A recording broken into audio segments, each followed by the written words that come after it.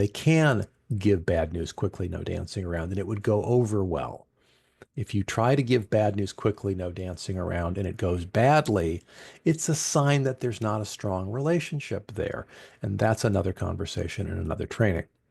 We can touch on it briefly here, but if you feel like you're not ready to give bad news quickly without dancing around, that's a sign that you haven't invested that in that relationship and that you're concerned, probably correctly, that they don't trust you enough to be straight with them.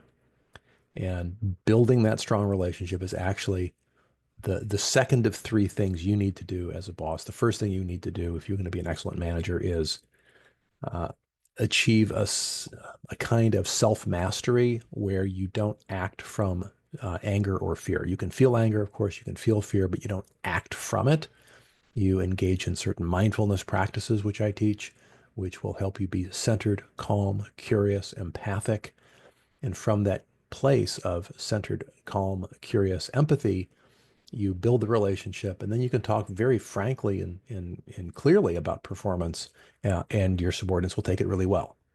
And that's what you're seeing here on the screen is people talking about their best boss, talking about performance, not their worst boss and not a mediocre boss, their best boss. And that is always someone with whom the subordinate has a highly trusting relationship.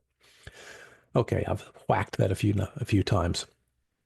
So look at the let's look at performance through the lens of a performance improvement plan